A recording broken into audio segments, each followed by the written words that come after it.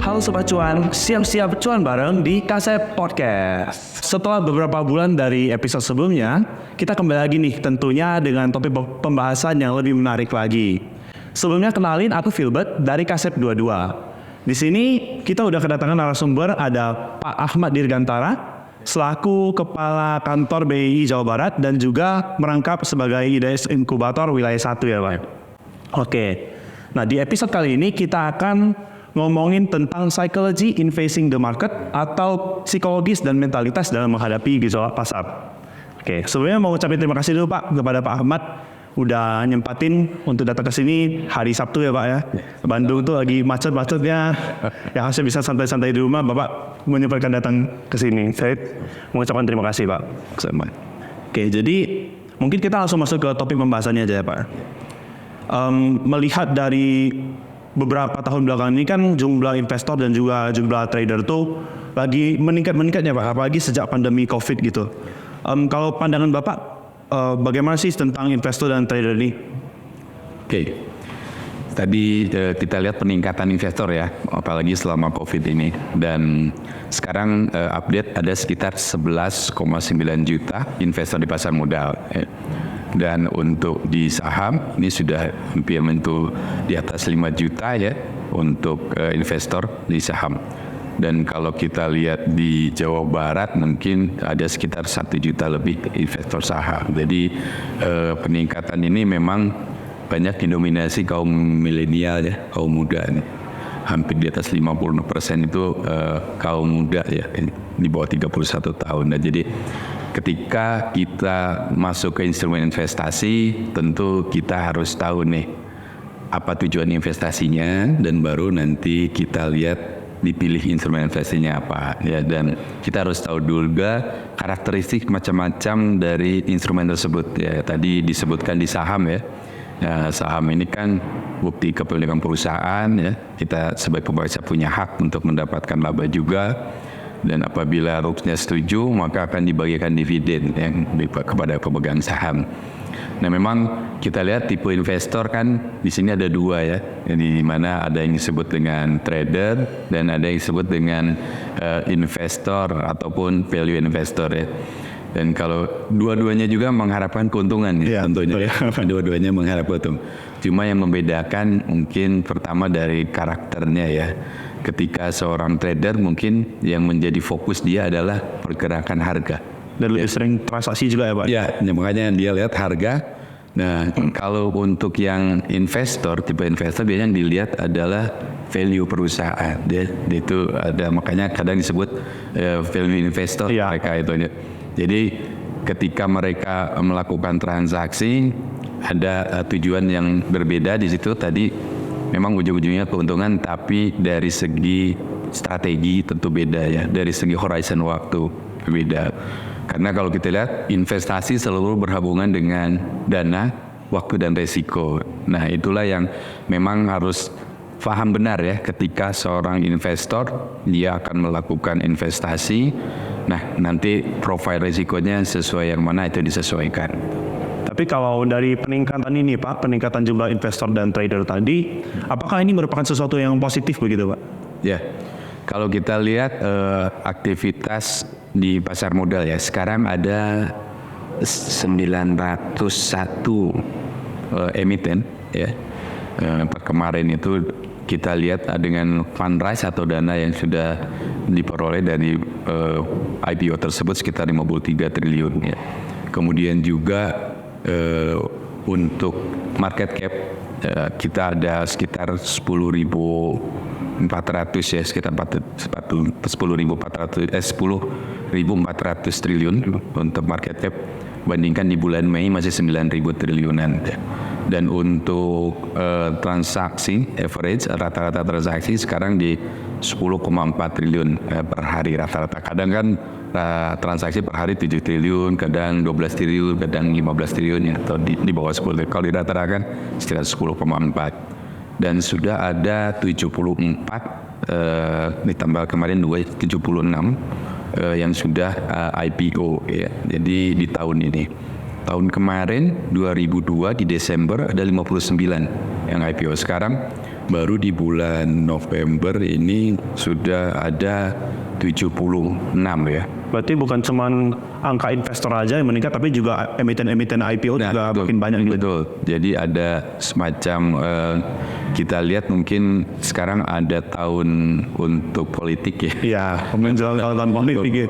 Mungkin triggernya salah satunya itu, sehingga beberapa perusahaan memang bertujuan ingin sebelum tahun politik itu mereka melakukan IPO, tapi ada juga beberapa yang memang mereka tetap ya jalan mungkin sesudah pemilihan umum itu. Jadi kalau kita lihat memang kelihatannya sih ada beberapa agenda yang memang ada yang ingin lebih cepat ya sebelum itu. Jadi mereka ingin sekarang kan kita lihat ekonomi masih dilihat dibandingkan dengan beberapa negara lainnya. Indonesia masih on the track kecuali ekspor yang agak Pertumbuhan ekonomi juga masih bagus. ya betul. Juga dari kebijakan dari rasio utang juga ya, rasio utang antara GDP dan rasio utang masih rendah dibandingkan negara lain. Jadi sebenarnya Indonesia masih mempunyai performa ya yang bisa menarik investor, walaupun beberapa minggu kemarin ya sempat ada keluar masuk ya, itu karena ada agenda politik yang kemarin banyak kejutan.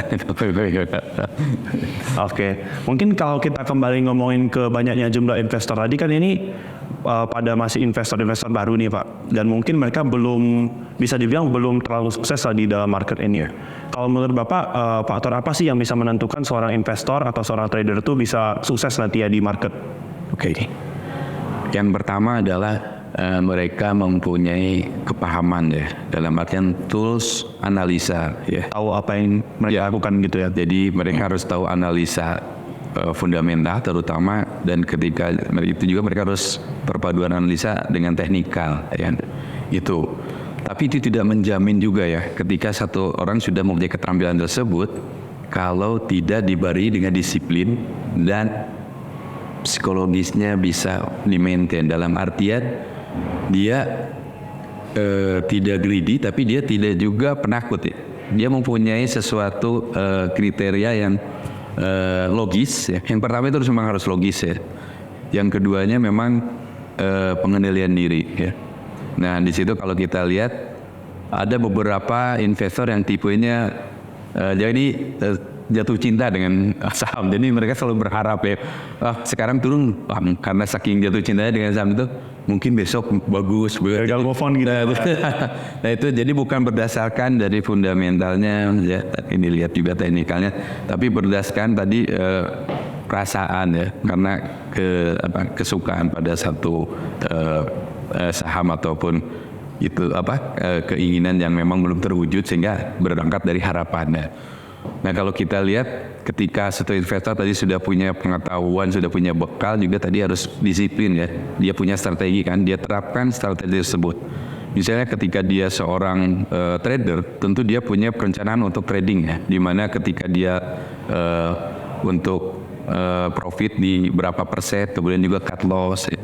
Dan dia juga harus punya beberapa skenario bagusnya. Ketika terjadi di market tidak sesuai dengan yang dia inginkan, dia punya pilihan gitu ya. Sehingga ketika terjadi sesuatu yang di luar dugaan, dia sudah punya perencanaan. Jadi pengambilan keputusannya cepat dan itu. Jadi dan itu pun harus disiplin juga ya. Kadang-kadang perencanaan hanya perencanaan. Jadi ketika kita melakukan investasi saham, kita sebenarnya berbisnis juga. Kenapa? Karena kita harus punya plan ya, bisnis plan. Sama juga ketika itu modal kita berapa, berarti kita masuk dengan dana berapa ya, dan pilih perusahaan yang bagaimana. Kalau dia seorang trader, dia harus maintain ya, bagaimana nanti cut loss-nya, bagaimana untuk profitnya ya, untuk entry-nya. Nah itu jadi perlu perencanaan. Jadi ketika kita beli saham itu sebenarnya kita seorang entrepreneur juga ya.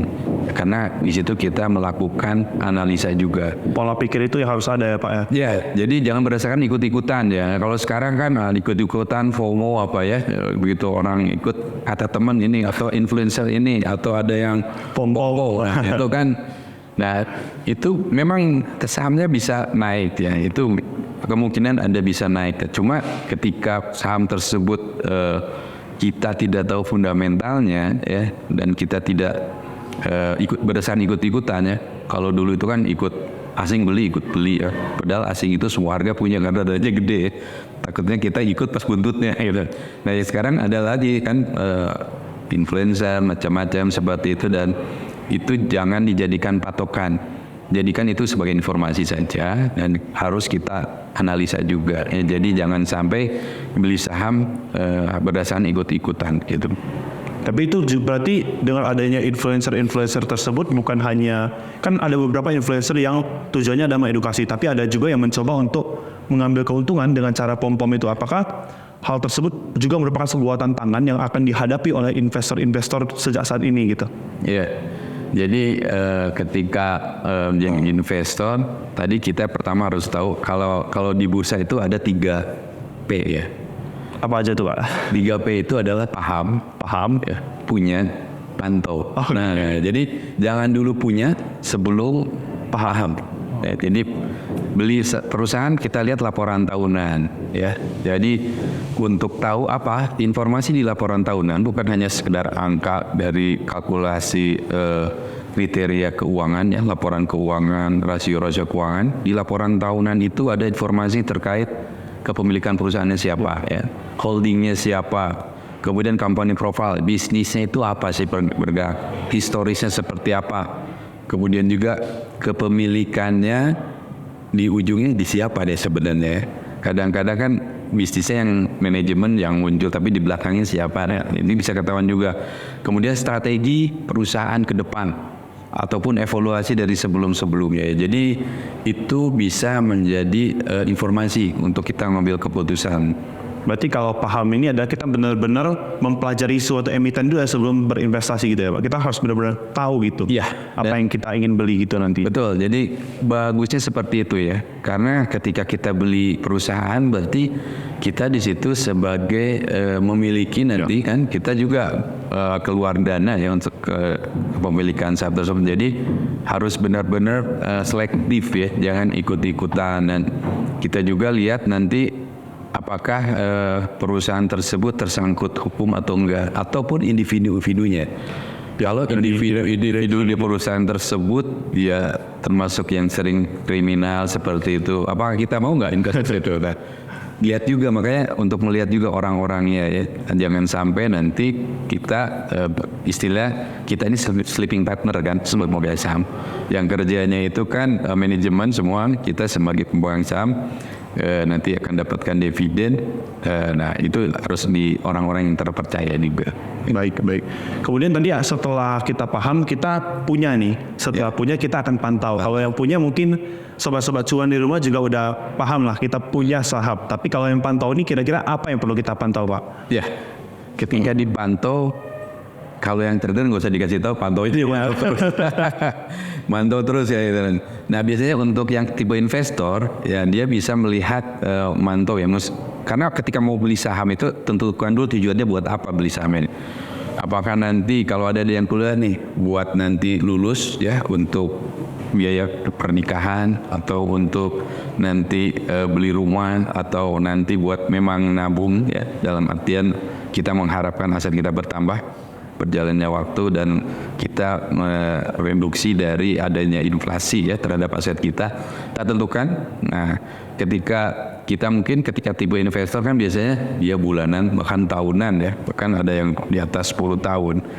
Nah dalam artian ketika kita lihat pantau itu ketika apakah mungkin ada yang dulu itu program nabung saham ya, biasanya dia beli dalam tiap bulan. Yang yuk nabung saham itu. Nah, kalau sekarang tagline-nya beda lagi, bukan nabung saham tapi aku investor saham ya. Jadi sekarang tagline-nya nanti banyak brandingnya sekarang aku investor saham, dan si akunya itu bisa digantikan kalau mahasiswa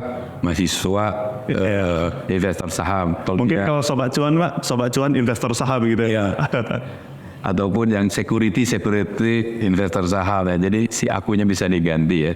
Nah, jadi tadi memantau itu dalam artian kita memonitor ya, apakah perusahaan itu kan siapa tahu dalam perjalanan perusahaan itu mengalami sesuatu yang tidak diinginkan, dan di situ bisa juga nanti kita switching, atau kita juga bisa nanti ketika mungkin pada harga tertentu dia turun, dan bisa juga kita averaging di bawah situ ya, atau dan kita lihat juga. Jadi mungkin kalau punya saham nggak akan lupa kali ya, karena minimal kalau disimpan ada dividennya, ada yang masuk langsung ke rekening banknya, ada email dari KSE dikasih tahu dividen berapa didapat dan langsung masuk ke rekening kita. Jadi memantau untuk memastikan ya bahwa portofolio yang kita ini masih on the track dengan rencana kita. Gitu. Oke. Kalau kita tarik kembali lagi Pak ke topik kita tadi, ke psikologi. Ya. Apakah psikologis yang harus dimiliki oleh seorang investor dengan psikologis yang harus dimiliki oleh seorang trader itu sama Pak? Mengingat time frame mereka juga berbeda dan waktu yang mereka habiskan untuk memantau market ini kan berbeda juga. Ya, tentu ada beda aja nih. Yang satu harus sabar nih. Kalau investor, makanya Warren Buffett itu bilang pertama sabar, dia bilang. Kalau sabar ya, patient itu. Jadi yang pertama memang dia harus tadi ada pengendalian diri ya. Dan kalau kita nggak disiplin, mungkin kalau investor jangka panjang dia target dalam waktu tertentu, karena ini udah naik ya, jadi dia udah jual ya. Tapi kadang juga ada benar juga harus dijual, siapa tahu nanti turun. Tapi kalau yang disiplin memang ya tipenya Warren Buffett, kalau Peng Hong dia nggak mau tahu nanti turunnya, tapi dia sudah punya bisnis plan untuk exit di berapa dan kapan waktunya itu. Ya mereka tentu akan tetap ya dengan tujuannya. Tadi disiplin, dan tadi yang berhasil di saham itu memang dia harus punya pengendalian diri sih. Pengendalian dirinya yang benar-benar pas itu, nggak greedy, tapi juga dia ya nggak terlalu takut gitu ya. Jadi komposisi perpaduan yang pas itu yang memang biasanya orang-orang berhasil itu seperti itu. Dan kalau biasanya psikologi kita kan selalu berharap mungkin besok naik, lusa naik gitu, bulan depan ditunggu-tunggu nggak naik juga kan, karena kalau dari harapan itu. Nah makanya itu tadi adanya sabar ya, kemudian juga dia disiplin sih itu. Oke, tadi Bapak juga sempat mention mengenai yang Warren Buffett, dia sempat mengatakan yang mengenai greed dan fearful, di mana kita itu harus cenderung takut karena ketika market itu sedang serakah-serakahnya, dan kita juga harus serakah ketika market itu sedang takut-takutnya gitu ya Pak. Artinya kita memiliki psikologis yang berbalik dengan bertolak belakang lah dengan kondisi apa yang dirasakan oleh pasar. Tapi kan untuk rasa takut dan rasa serakah ini agak sulit Pak kita menilai kapan kita harus takut, kapan kita harus serakah. Kalau dari Bapak sendiri, ada nggak kira-kira cara tersendiri untuk melihat kapan kita harus takut, kapan kita harus serakah gitu? Itu kuncinya ada di logis. Nah, pemikiran yang logis ya. Itu. Jadi kalau kita lihat, walaupun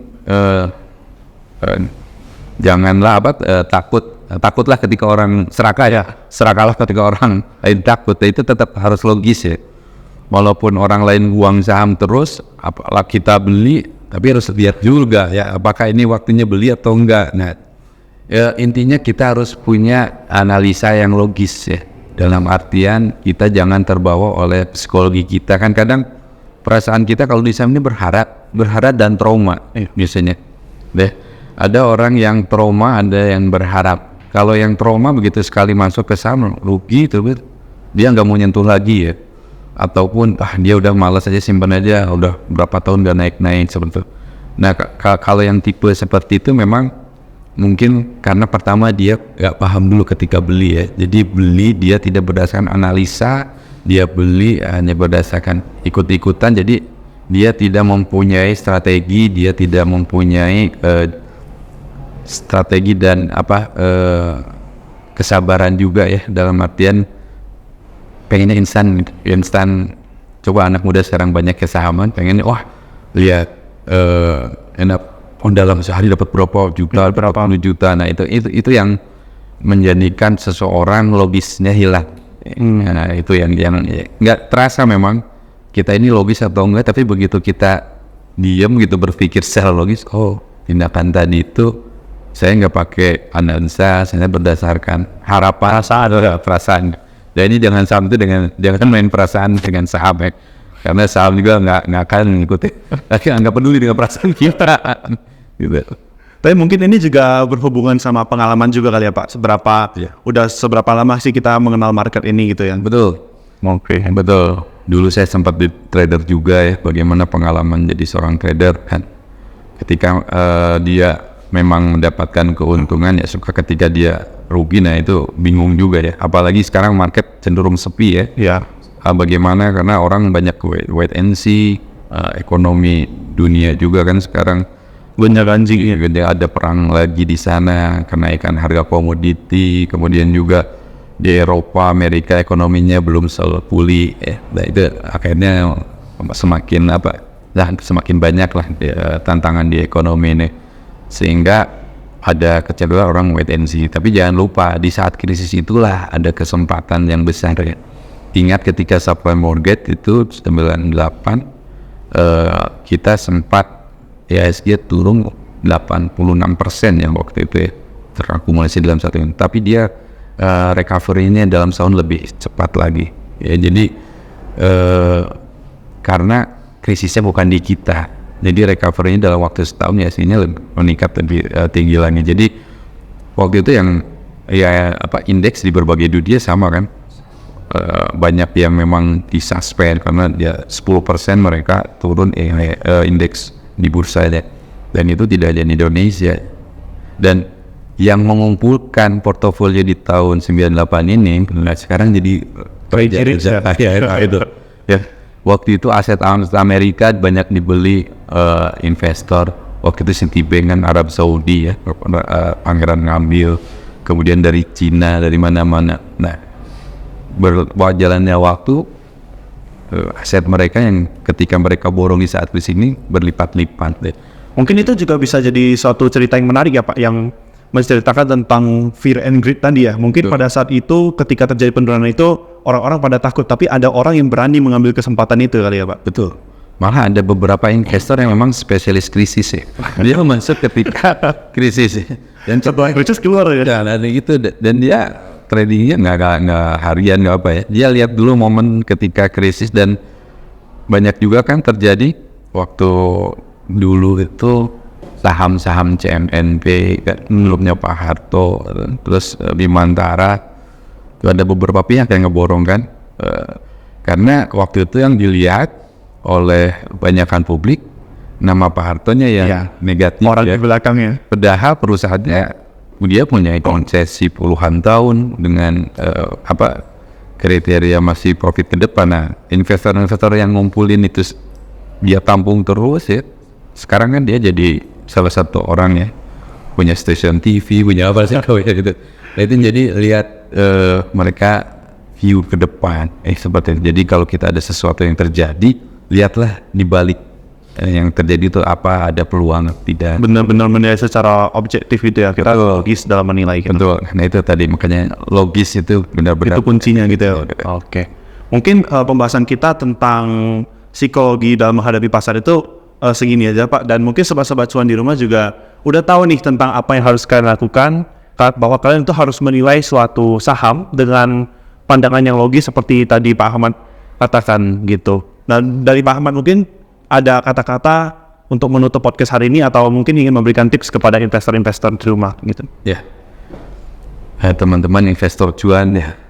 Jadi ketika kita mau berinvestasi, jangan lupa untuk menyesuaikan dengan profil risiko kita. Ya, kita ambil instrumen investasi yang punya sesuai dengan profil risiko, sehingga toleransi kalau ada kerugian atau ada risiko itu masih bisa kita tanggung. Dalam artian ketika kita mengalami kerugian, kita masih bisa juga nanti melakukan transaksi lagi ya, sehingga belajar dari kesalahannya. Jadi rugi itu sebenarnya biaya sekolah kalau di saham itu ya. Learning by doing. Nah, biaya sekolahnya itu kadang-kadang orang rugi, dan yang untung juga nggak akan selalu untung ya. Karena kenapa? Karena yang ada di market itu kan harga mekanisme pasar ya. Karena siapa tahu analisa mereka juga tidak selalu sesuai ya.